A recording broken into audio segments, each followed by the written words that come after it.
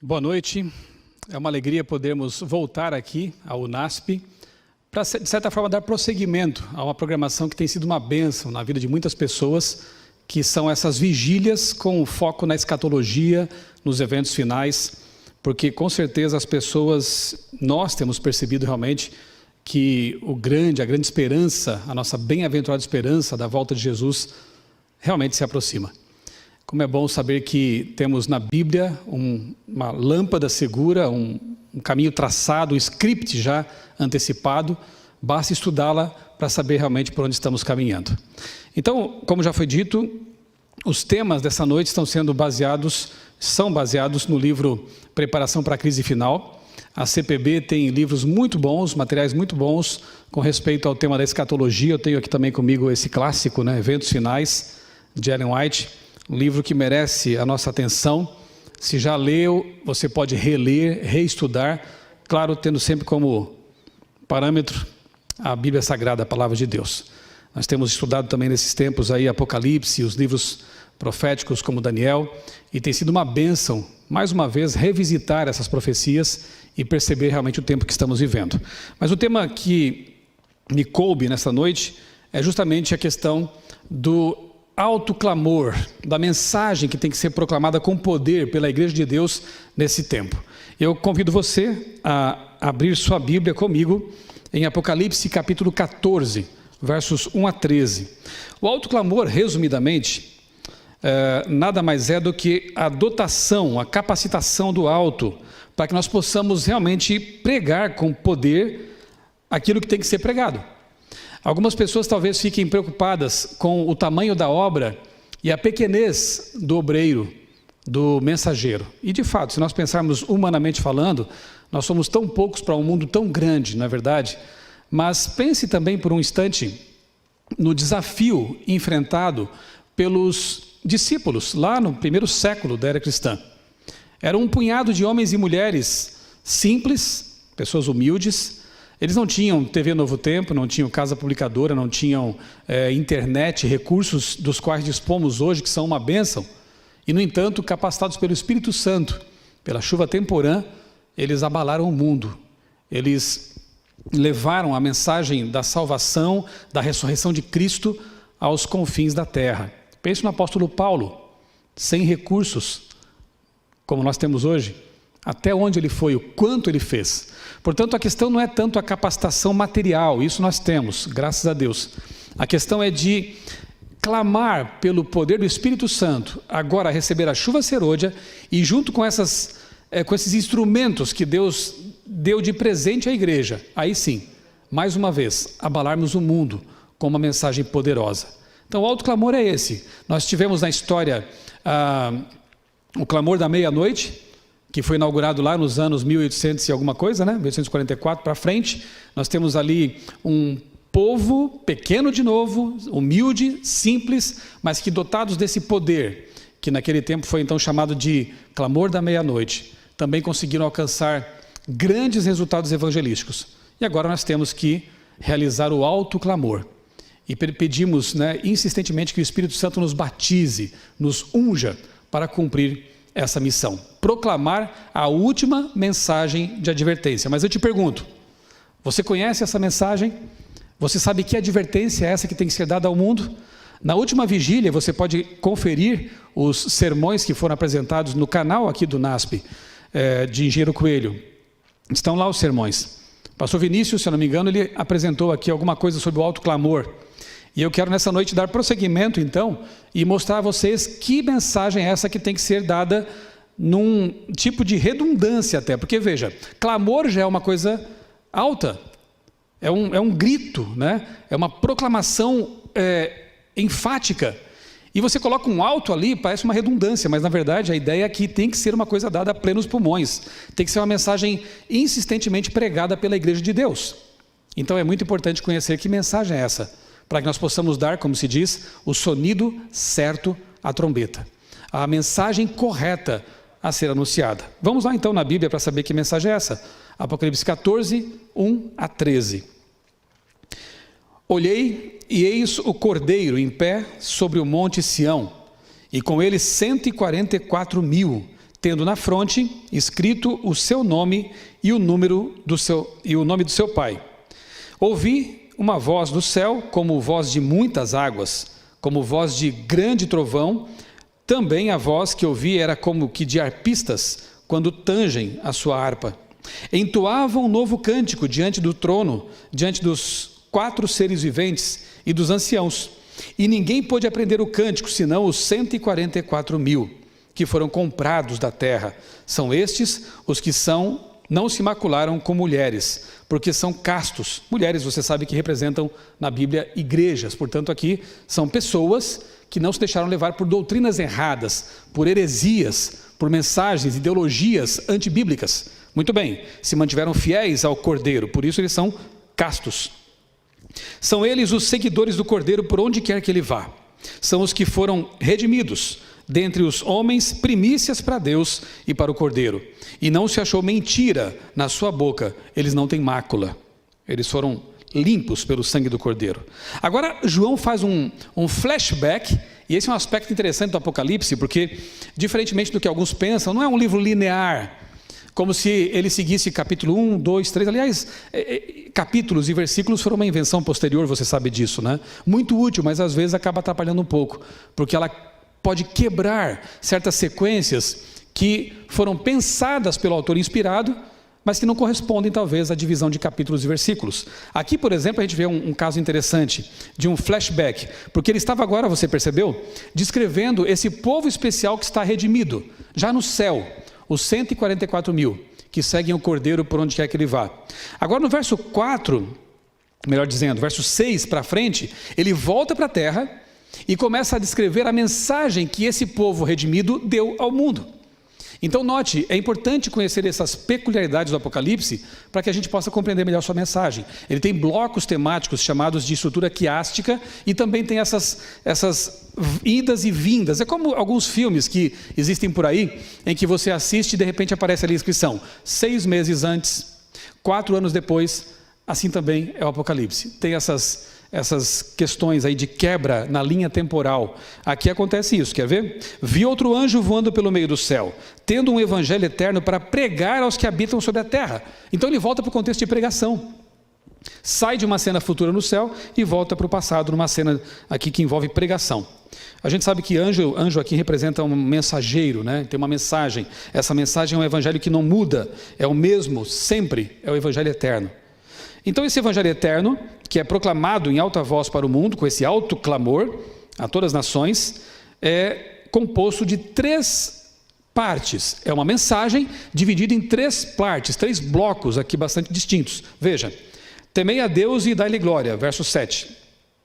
E, pois é chegada a hora do seu juízo, e adorai aquele que fez o céu, a terra, o mar e as fontes das águas. Essa é a primeira parte da última mensagem que aquele povo no céu deu para o mundo, levou ao mundo. Verso 9, aqui vemos então a segunda mensagem. Seguiu-se outro anjo, o segundo, dizendo, caiu a grande Babilônia, que tem dado a beber a todas as nações do vinho, da fúria da sua prostituição. Seguiu-se a eles um outro anjo, o terceiro dizendo em grande voz, se alguém adora a besta, a sua imagem e recebe a sua marca na fronte ou sobre a mão, também esse beberá do vinho da cólera de Deus, derramado sem mistura do cálice da sua ira, e será atormentado com fogo e enxofre na presença dos santos, e assim continua o relato. E no fim, no verso 12 é dito assim, aqui está a perseverança dos santos, aqueles que eu já falei para vocês, que já estão lá no céu redimidos. Aqui está a perseverança dos santos. Quem são eles? Os que guardam os mandamentos de Deus e têm a fé em Jesus. Esse é o povo de Deus, aqueles que são fiéis aos mandamentos de Deus, aqueles que procuram seguir aquilo que Deus orientou por meio de sua palavra. Portanto, as 3 mensagens angélicas, elas são assim chamadas, né? Elas incluem um anúncio e uma denúncia. O anúncio de que há um Deus todo-poderoso, o Criador dos céus e da terra, uma mensagem criacionista. Um anúncio de que há um dia na semana que celebra essa criação, em 6 dias literais de 24 horas, porque a linguagem usada aqui no verso 7, é exatamente a mesma que encontramos lá em Êxodo capítulo 20, versos 8 a 11. Então, João usa a mesma fraseologia para apontar para o mandamento do sábado, que na verdade é o memorial da criação. É uma mensagem que aponta para o fato de que há um juízo se processando. Que sim, Deus, Ele por meio da graça em Cristo nos salva. Deus é amor, mas Deus também está processando um juízo que vai colocar as coisas às claras e porá fim ao grande conflito entre o bem e o mal. E em seguida há a denúncia de que há um sistema religioso espúrio, levando as pessoas para um paganismo contrário às leis de Deus, e esse sistema vai ruir, vai ser destruído. E nesse momento você precisa tomar uma decisão. Você precisa decidir se quer seguir o cordeiro ou a besta de Apocalipse 13. É uma mensagem dura, é uma mensagem importante, mas tem que ser dada ao mundo. As pessoas têm o direito de saber o que está acontecendo e vai acontecer. Como eu e você talvez também tenha tido a oportunidade de saber o que é a verdade absoluta da palavra de Deus. Vamos analisar alguns detalhes agora aqui das 3 mensagens angélicas, e eu começo lendo um texto muito importante em Testemunhos Seletos, volume 3, página 288. Em sentido especial, foram os adventistas do 7º dia postos no mundo como vigias e portadores de luz. A eles foi confiada a última mensagem de advertência a um mundo a perecer. Sobre eles incide grande, maravilhosa luz da palavra de Deus. Confiou-se-lhes uma obra da mais importante e solene importância, a proclamação da primeira, segunda e terceira mensagens angélicas. Acabei de ler com vocês. Nenhuma obra há de tão grande importância. Não devem eles permitir que nenhuma outra coisa lhes absorva a atenção. Qual é a obra mais importante que a Igreja de Deus, que os remanescentes da profecia apocalíptica deve dar ao mundo? É a mensagem dos 3 anjos. Claro que nós temos outras frentes de trabalho, temos mutirão de Natal, temos vida por vidas, temos uma série de coisas que também refletem o Evangelho, mas todas elas são assim acessórios para a mensagem central, ou o trabalho central mais importante, mais relevante da igreja, que é a proclamação das 3 mensagens angélicas, nesse chamado autoclamor. Mas, vamos ver ali. Nós podemos então, quem sabe, agrupar em 4 categorias essa mensagem chamada de 3 mensagens angélicas. Nós temos ali a justificação pela fé, nós temos os 10 mandamentos, o santuário e a reforma de saúde. Olha que interessante. E Mensagens Escolhidas, volume 2 diz: estas mensagens devemos dar ao mundo, em publicações, em discursos, mostrando em termos de história profética as coisas que aconteceram e as que hão de acontecer. Estudamos a semana passada a lição da Escola Sabatina, que mais uma vez apresenta o princípio historicista de interpretação profética.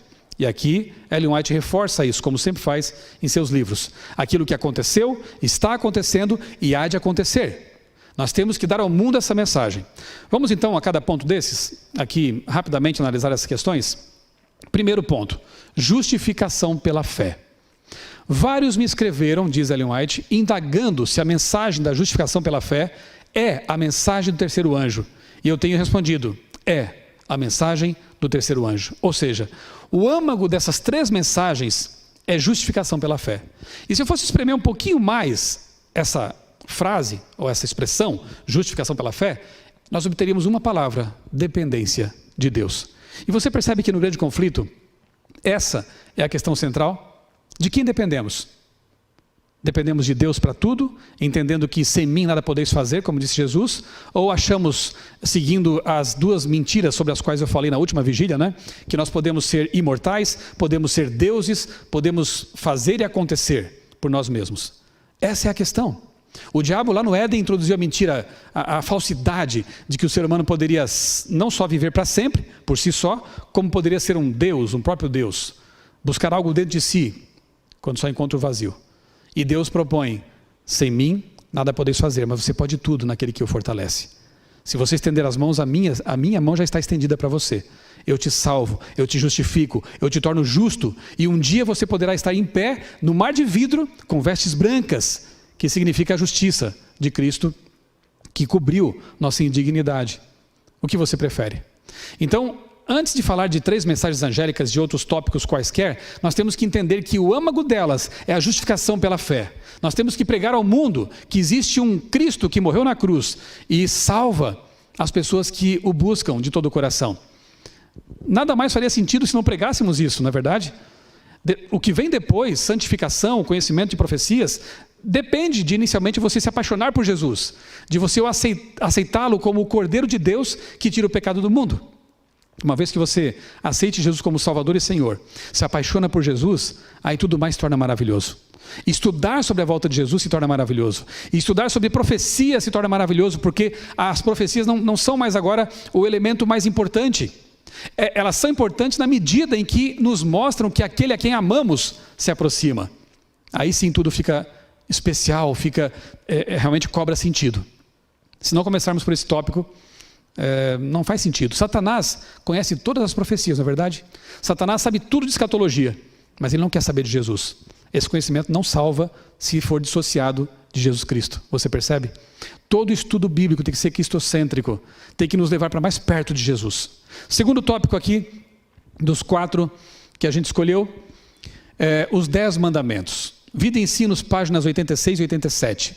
Quando foram postos os fundamentos da terra, também foi posto o fundamento do sábado. Foi-me mostrado que se o verdadeiro sábado houvesse sido guardado, jamais teria sido havido um incrédulo ou ateu. Por quê? Porque o sábado aponta para o Criador. A observância do sábado teria preservado da idolatria o mundo. Foi mostrado que o terceiro anjo que proclama os mandamentos e a fé de Jesus representa o povo que recebe essa mensagem e ergue a voz de advertência ao mundo para que guarde os mandamentos de Deus e a sua lei, como a menina dos olhos. E em resposta a esta advertência, muitos abraçariam o sábado do Salvador, de Deus o Criador. Então, justificação pela fé se segue a uma resposta de amor àquele que nos justificou, àquele que nos salvou. Senhor, o que queres que eu faça? É a sequência de ações que Jesus protagonizou quando perdoou aquela mulher surpreendida em adultério. Eu não te condeno, você está perdoada, mas vai e não peques mais. Justificação e santificação. E santificação envolve obediência. Uma obediência voluntária, em reconhecimento ao Deus que nos ama e que quer o nosso melhor. Na verdade, a lei de Deus, ela foi estabelecida pelo mesmo Deus que criou as leis da física, por exemplo. Eu poderia, por exemplo, quem sabe, subir aqui nessa estrutura da igreja, me atirar de cima e dizer, eu vou desafiar a lei da gravidade. Mas eu me quebraria bonito, né? Eu me machucaria com isso. Eu sou livre para desobedecer às leis de Deus? Sou. Mas eu sou escravo das consequências dessa escolha. Então, o mesmo Deus que estabeleceu as leis que regem o universo e que mantém a realidade funcionando, coesa, harmônica, é o Deus que estabeleceu leis morais, leis de saúde. E você é livre para obedecê-las ou transgredi-las. Se você obedecer, curiosamente, dá tudo certo. Você é feliz, você tem uma vida mais longa, mais plena, vida abundante, como disse Jesus. Se você transgredir, as consequências também vêm. Então, a obediência aos mandamentos de Deus faz parte da mensagem que tem que ser proclamada neste momento da história. Nós precisamos ver nosso Senhor não só como Salvador, mas como Senhor também. Aquele que diz, se me amais, guardareis os meus mandamentos. Vamos aí para o terceiro ponto. O santuário. Evangelismo, página 695. Deus confiara a seu povo uma obra a ser executada na terra. A terceira mensagem angélica devia ser dada. A mente dos crentes se dirigida ao santuário celestial, onde Cristo entrara para fazer expiação por seu povo. Nós temos que mostrar ao mundo que Jesus continua trabalhando em nosso favor. Nós temos que mostrar ao mundo que um sistema espúrio de uma religião paganizada tentou usurpar esse ministério sumo sacerdotal de Jesus. Claro que não consegue fazer isso, mas tentou tirar da mente das pessoas essa verdade maravilhosa, de que Cristo está no seu santuário, realizando um trabalho muito importante em favor dos seres humanos. Um sacerdócio real e ao mesmo tempo um julgamento, como diz ali no texto que nós lemos a princípio aqui, em Apocalipse 14. Né? Essa mensagem tem que ser conhecida. A verdade do santuário celestial. Se você estudar, por exemplo, o livro de Hebreus, você percebe que todo o tempo Paulo está chamando a atenção daquele povo para o fato de que as realidades terrenas eram sombra apenas daquilo que é a verdade, o ministério verdadeiro de Jesus lá no santuário celestial. Estude. Entenda esse assunto, é muito importante. E o ponto quarto ponto aqui da nossa sequência, reforma de saúde. Conselhos sobre o regime alimentar, página 32. A reforma de saúde, foi-me mostrado, é parte da terceira mensagem angélica e está com ela tão intimamente relacionada como o braço e a mão com o corpo humano. O povo de Deus não está preparado para o alto clamor, percebe? Da terceira mensagem angélica. O lascivo apetite torna homens e mulheres escravos, obscurecendo-lhes o intelecto e diminuindo-lhes a sensibilidade moral, a tal ponto que as sagradas e elevadas verdades da palavra de Deus não são apreciadas. O braço direito não é o corpo, não é a cabeça, mas ele é importante. O braço abre portas. O braço é útil. Assim como a mensagem de saúde não é a coisa mais importante que deve ser pregada ao mundo, mas ela faz parte, está ligada com essa mensagem última que tem que ser pregada no mundo. E por que é importante falarmos de saúde? E agora eu falo como editor da revista Vida e Saúde, uma revista que tem 80 anos de história já em nosso país, a mais antiga revista de divulgação de saúde e ciência em nosso país. Bem, é importante porque tudo aquilo que você faz com o corpo afeta a mente. E se afeta a mente, afeta a sua espiritualidade. Por quê? O cérebro é a nossa antena de conexão com o céu, com o alto, com Deus. Uma mente turvada por hábitos nocivos, quer seja por alimentação inadequada, por falta de exercício físico, por falta de uma série de desobediências a outras leis que são as leis de saúde, acaba afetando o cérebro. E assim, talvez as verdades preciosas da palavra de Deus acabam sendo passadas por alto, porque você não apreende, você não compreende, você não consegue entender. E há outro tipo de alimento também que afeta a nossa espiritualidade e a nossa compreensão das coisas. Alimentos midiáticos. O que você tem visto, assistido, ouvido, lido nesses tempos de pandemia e quarentena? É uma pausa tão importante para que nós percebamos realmente que Deus está às portas, que Ele está ali batendo, querendo entrar, como diz Apocalipse 3:20. Mas será que nossos ouvidos estão afinados? Será que nossa percepção espiritual está assim bem clara para entendermos o que Deus quer de nós, para ouvirmos a voz de Deus? Por isso que é importante que, junto com essa mensagem especial para o mundo, nós também preguemos por palavra e exemplo que precisamos cuidar de nossa saúde, para que possamos ter mais condições de entender aquilo que Deus quer nos apresentar. Eu quero, concluindo aqui, apresentar a vocês um breve testemunho, vivido por mim mesmo. Eu, desde que me tornei adventista, isso lá nos anos 90, eu entendi que é importante que nós cuidemos da saúde, entendi que o cérebro é como se fosse um hardware, e os pensamentos e emoções são o software que rodam nele. Se esse hardware estiver mal cuidado, maltratado, o software também não vai rodar muito bem ali.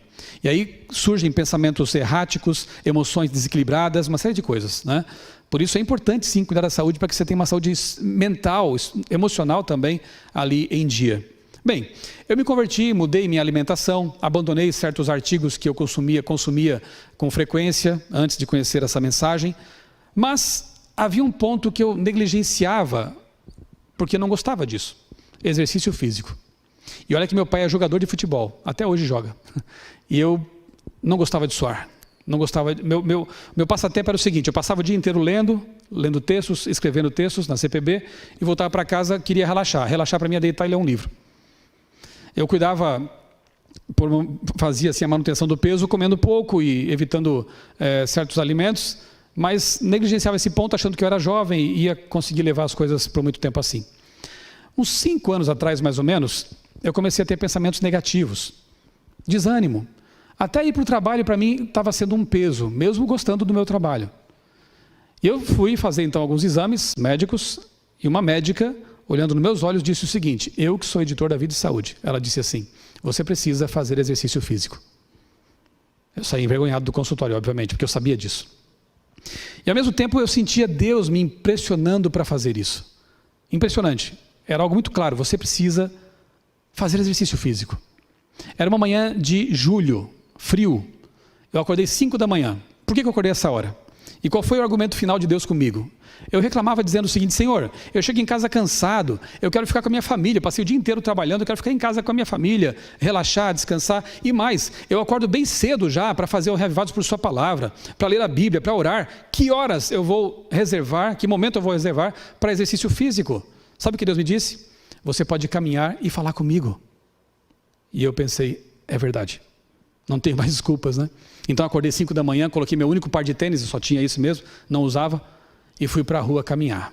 Dei uma volta no quarteirão. Me senti meio estranho, escuro ainda, sozinho na rua. No segundo dia, era Deus mandando, eu fui de novo, mesmo achando estranho aquilo. Terceiro dia, já comecei a gostar. Aquela brisa gostosa, fresca da manhã. E o sol, enquanto nascia, eu estava ali conversando com meu Deus. Às vezes colhia flores no caminho, deixava no criado mudo para minha esposa antes de ir para o trabalho. Estava sendo bom demais aquilo. Com o tempo eu comecei a correr. Depois a minha irmã me deu aí uns DVDs de exercício funcional e mudou completamente a minha vida. Os pensamentos negativos desapareceram, minha disposição passou a ser outra e a percepção das coisas também se tornou diferente. Eu quero apelar para você seguir de maneira equilibrada, sensata, a reforma de saúde. Ela não é o corpo, ela é o braço, mas o braço é importante. O braço nos abre portas, o braço é útil para a causa de Deus. E hoje eu quero ter pernas fortes, para perseguição também, sabia?